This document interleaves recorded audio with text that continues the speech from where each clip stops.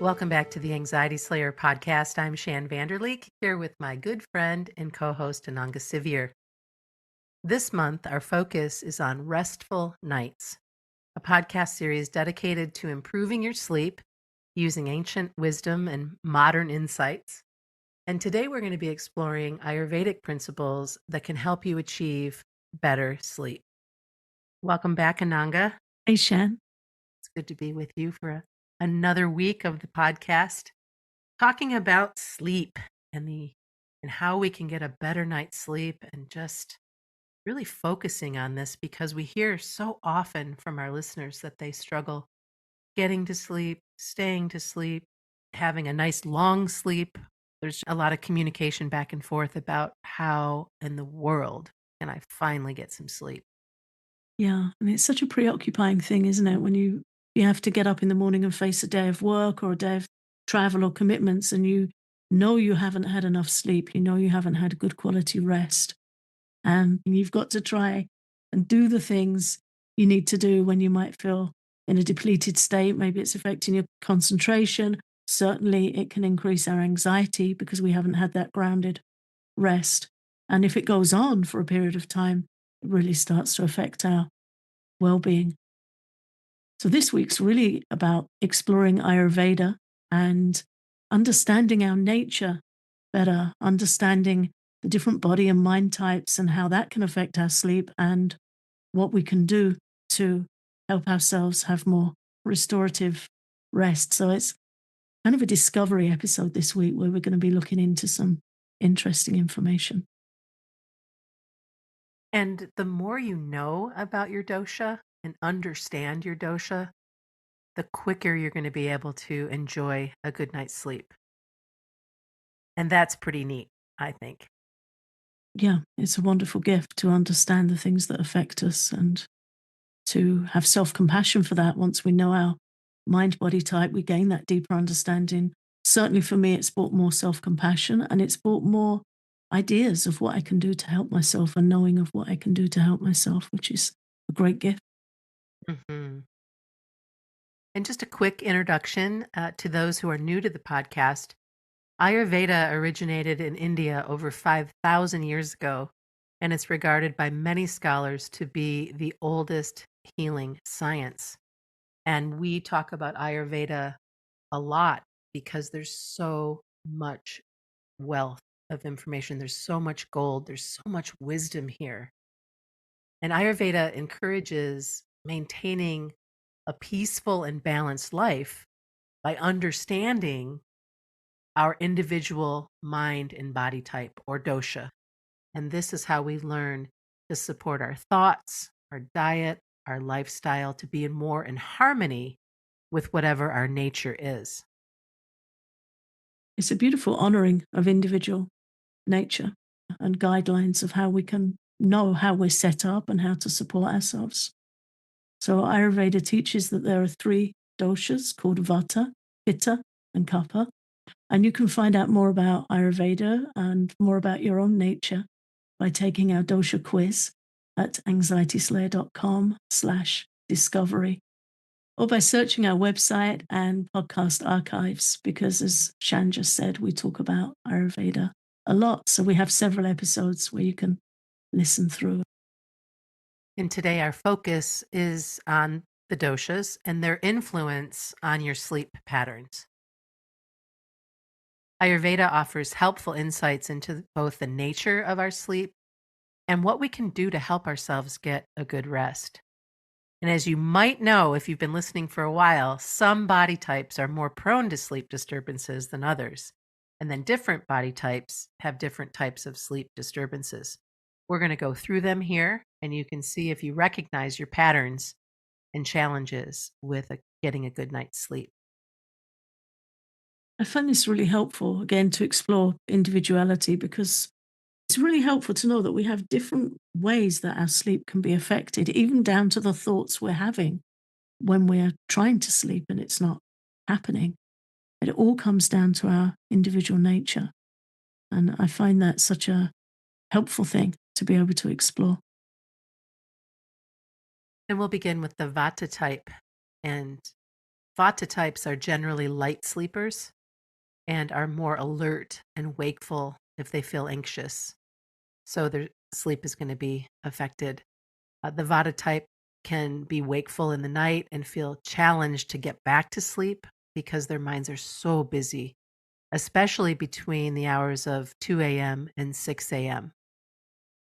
And Vata types often need a dark room to sleep in and may prefer earplugs to block out sound. Uh, and Vata types also tend to talk in their sleep, and some even sleepwalk, especially if their dosha is out of balance. I used to sleepwalk when I was a kid. Me too. Really glad I don't do that anymore. Yeah, me too. I can remember waking up sitting in a bath. I'd put the plug in, but no water. I was sitting in the bottom of a bath. I remember walking into my mum and dad's bedroom and telling them something that they had a good laugh about the next morning.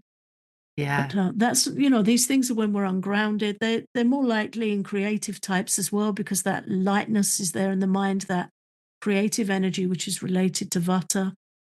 If we've been traveling, that brings Vata up. Good to know the things that can increase, the things that can cause changes, and again, then the things that bring us back into balance. So, as you just said, Shan, really toning things down for the senses, very important for Vata. That's why quiet, dark room helps. A quiet, dark room, keeping away from social media or movies right before bed. Try to cut your screen time early in the evening if you can, and then wind down with a warm bath or shower and maybe some gentle yoga stretches. It's obvious that you want to consider cutting out coffee and caffeine. And if you're going to be doing any sort of caffeine, that it's done early in the day so that it has a time to leave your system before bed. Regular sleep and waking times is very supportive as well to get good quality sleep. Try to be in bed by 9:30 as much as you possibly can. Try to wake up at the same time as much as you can and get into that routine. Yeah. And that helps with grounding as well. There's a couple of principles there that Ayurveda teaches. One is that the energy is conducive to sleep at that time, to try and be asleep by 10 p.m. And that's when the kapha energy comes up. There's an Ayurvedic body clock that rolls around every day. And that's the time for sleep. That's the energy for sleep. The kapha energy comes up, which is earth and water, grounding, heavy, stable, still. If you can catch that, we call it catching the kapha wave. You can catch that energy at that time, you will find that your sleep improves. It supports your nervous system as well, having routine. And I can speak to that because I used to be a night owl, and it's been many years since I have done that. I'm really, really good about getting in bed by 9:30 and asleep by 10 or 10:30. It's made all the difference. I've had the best sleep by changing when I go to bed. Yeah, really helps, doesn't it? Yeah. And also for Vata types, although I would say that everybody benefits from a warm, soft, comfy bed, but with Vata types having that nest, that super soft nest, and maybe with a little extra weight in their bedding to help them feel grounded and safe is going to be helpful as well. Yeah, Vata types really need that nest, warm, soft, Nothing scratchy. nothing scratchy, nothing too hard. And a little weight can really help if you're feeling ungrounded.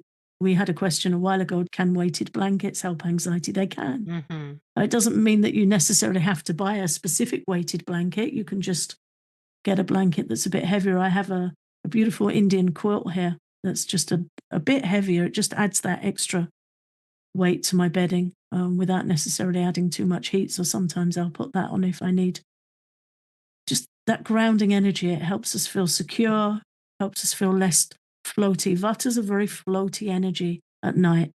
So that can help us feel safe and settled. And the next type is the Pitta type. And I have a lot of experience with this type. The Pitta type has an active, achieving, and fiery mind. They're inclined to work late and are most likely the body type who are night owls. Pitta types can be wakeful due to feeling mentally stimulated, and this might come from problem solving. I know that's something that happens for me. I will sometimes wake up at 3 or 4 in the morning solving problems that I have no idea why they've even popped up in my head, but there I am solving them, or going over the details of a project. And they can also feel quite frustrated when they don't get any sleep, irritated, angry, Yeah. knowing that they need that sleep. And damn it, why am I not sleeping? Which makes which makes it even harder, right? Yeah. The pitta type likes efficiency. And sometimes that can work well for them, and sometimes it can't, depending on how balanced they are. So sometimes a pitta person will stay up late. Maybe the kids are in bed, maybe the emails have stopped coming in and they feel they've got some focused time. So they're going to stay up past 10 p.m. and they're going to work. Sometimes for pitta, sleep feels like a waste of time. They've got things to do. And sometimes they really need to sleep and then they feel frustrated because they can't, but they've been running their mind quite fast and furious. And then sleep. We can't just flick a switch and sleep. It's something we have to cultivate. It's something we have to nurture. So when we were talking earlier about the 10 p.m. time being a really good time for sleep, if Pitta can catch that time, it's especially beneficial because after that 10 p.m. energy comes the Pitta energy. So you can find with Pitta types that they get a second wind. If they go to sort of 11 p.m. at night, they can feel very awake, very sharp, because that fire comes up in the mind again. It peaks at midnight. Midnight and midday are the peaks of Pitta time. So they can really feel like they can get things done, but then they'll start to feel tired and they'll get frustrated. And there's a joke that Pitta types, if they stay up beyond that kind of energetic curfew of 10 p.m., they can become argumentative. And it doesn't matter if nobody's there, they will still feel argumentative. And there's one Ayurvedic joke that a pitta up late can even argue with their fridge. That's true. Anything that isn't efficient, isn't working right, isn't, complying with what they need to do, they're going to start getting really frustrated and irate, and the fire comes up, and then they're not going to sleep. They might feel that they need to eat again. They'll get hungry because they're burning mental energy, and then they're going to have heartburn or something, and they're not going to sleep. Well, that's why it's incredibly important to set a curfew for yourself for work time and allowing time to wind down and to be away from screens if at all possible. I recommend taking an evening walk after dinner if you can, avoiding spicy foods in the evening and eliminating alcohol and coffee if you can as well, because both alcohol and coffee are going to mess with a good night's rest for sure. Yeah. And keep work and phones out of the bedroom. Ayurveda recommends that the bedroom really is a place for relaxation and sleep, and that we don't mix the energies up. So keep the phones and the screens and the laptops out of the place of rest. Pitta likes a cooler bedroom. Butter types like to be quite warm and snug because their body type runs quite cold anyway, but Pitta runs hot. So they like a cooler bedroom. They might need some ventilation in the bedroom, lighter bedding, cool colors, and it can help them to try some gentle stretching or a cool shower or guided relaxations for helping to wind down the active pitta mind to sleep. You need a little bit of a transition over to help invite sleep. And sometimes just a dialogue that says, it's okay for you to sleep right now. Everything's going to get done. All of the things that you want to tick off your list, all of the things that you have to do will be there for you tomorrow. There's nothing more for you to do. There's just nothing more for you to do. And that's been helpful for me. Now is a time for me to rest. Now is a time for me to relax. I can let this go for now. Yeah, nice. And if you're a pitta type, to make sure that you're acknowledging that you can be more efficient. If you do that, it helps your efficiency, because that's a big priority for the pitta mindset to acknowledge, if I take good care now, I'll be in good shape to do what I need to tomorrow. This show is sponsored by BetterHelp. Do you ever find yourself comparing your life with others, especially on social media? Perhaps wishing that you had the job or house or partner that someone else has? The grass is not always greener on the other side. And often what you see online are the highlights of someone's life, not their day to day experience. Therapy can help you focus on what you want instead of what others have so you can start living your best life. Therapy allows you to explore thoughts and feelings and worries without judgment, and you can learn to develop coping strategies, practice self reflection, and work on habits that you'd like to change. If you're thinking of starting therapy, give BetterHelp a try. Just fill out a brief questionnaire to get matched with a licensed therapist, and you can switch therapists at any time for no additional charge. Stop comparing and start focusing with BetterHelp. Visit betterhelp.com/slayer today to get 10% off your first month. That's BetterHelp, HELP.com/slayer. Before the break, we were talking about the Pitta dosha and what helps for Pittas to get a good night's rest. And we now move on to Kapha dosha and what supportive choices you can make if you have a Kapha dosha.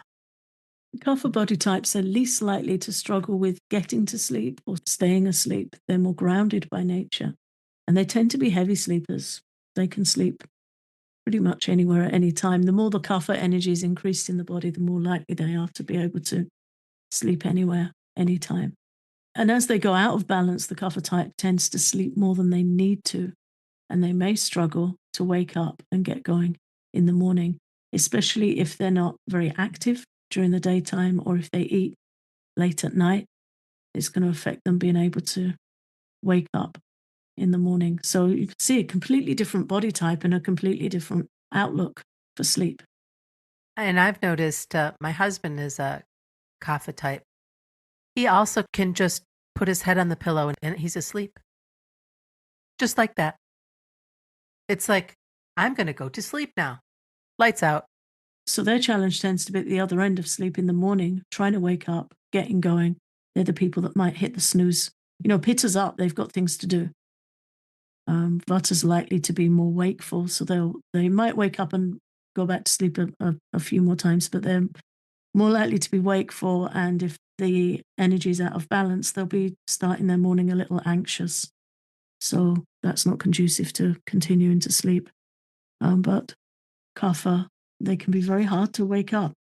You feel like they could sleep through a fire alarm, and it's difficult for them to get going. They might feel very sluggish in the morning, very slow to get going. And so they benefit from a lighter diet for sure, especially for dinner time. Cutting back on heavy foods like wheat and high sugary content foods. We want to make that last meal of the day earlier in the evening and lighter based on what it is you're going to put on your plate, leaving a good gap of time between that last meal and before getting to sleep. Yeah, and taking a walk after eating your evening meal, that's good for everyone because it's very good for digestion, but especially for Kapha. The Kapha energy is the one that tends to be more like a couch potato. So they can overeat, they can eat late, and then they can just sit in front of a TV. That comes very naturally to them. So to eat lighter and earlier and to move after eating, walking after eating helps digestion and helps us not just become sluggish. Because also with a Kapha type, they might fall asleep on the sofa for a while. I've known Kapha types do this. They fall asleep on the sofa and then they get up at like midnight or even 2 a.m. and take themselves off to bed. So that can be a habit as well that's not so helpful.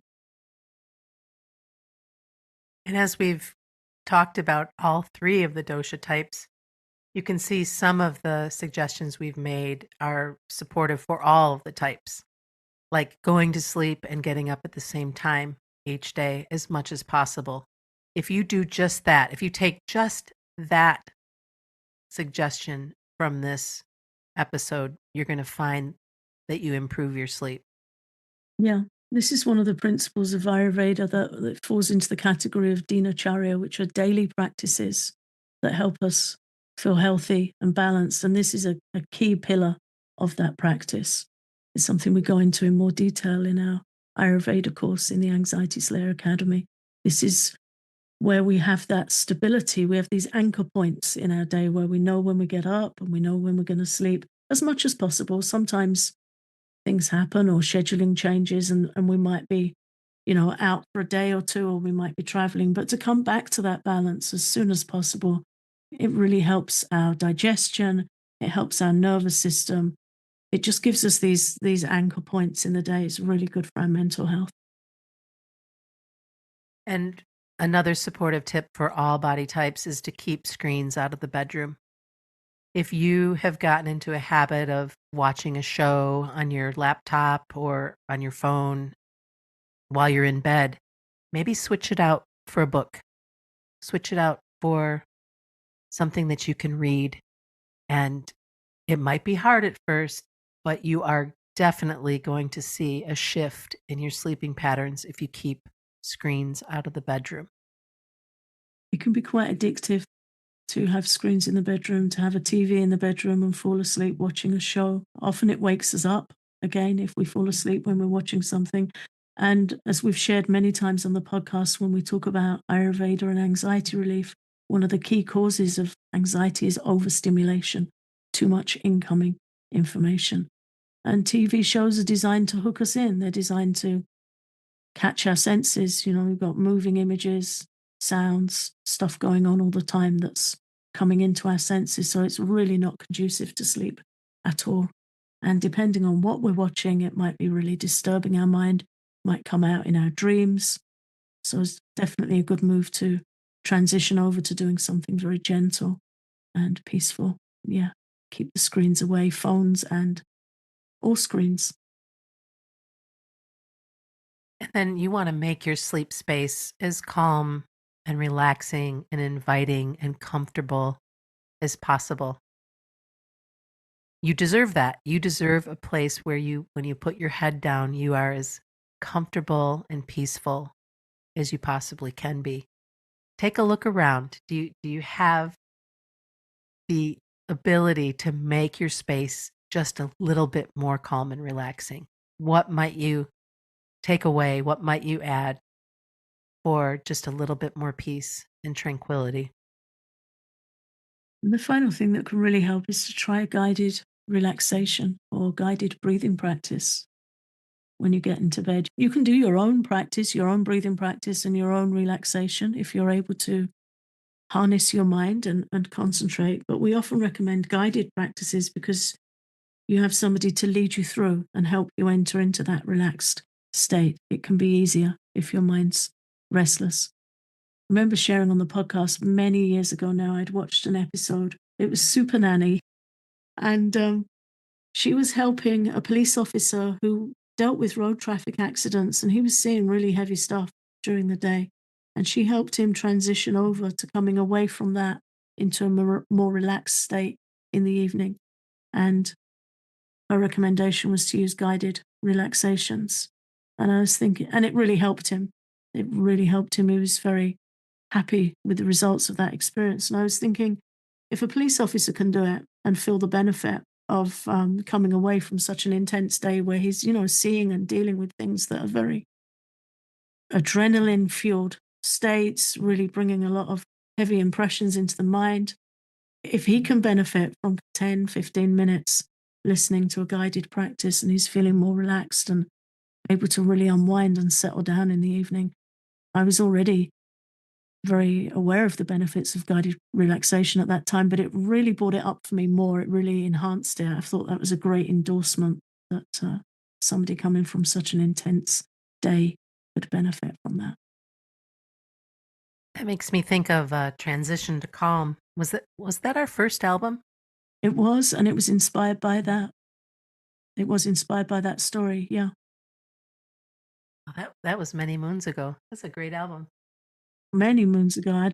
Put a link in the show notes to that. You can get that at our Patreon if you're a patron already. Yeah, all our meditations are up there. But yeah, that was inspired by that police officer and his experience. And finally, today we're going to share some herbal remedies and teas that are helpful for your individual dosha and that taste quite nice as well. We'll begin with Vata dosha and the herbs and teas that are good for Vata sleep. And those include licorice, fennel, and cardamom. And Pukka Relax is a great tea if you want to try a tea that's pre-made. We love Pukka teas. We do. I have one on my desk right now. I've got Paca chamomile on my desk with me this afternoon, but I often start the morning with Paca Relax tea. I drink it in the evenings as well, but it's got a little ginger in it. It's very gentle. It's got oats in it, ginger, different calming herbs, fennel. I think it has licorice. It's a nice blend. It's very settling. It's stomach settling and it's mind settling. So if you want something, as you said, Shan, that's pre-blended and there to go, then that's a good one to try.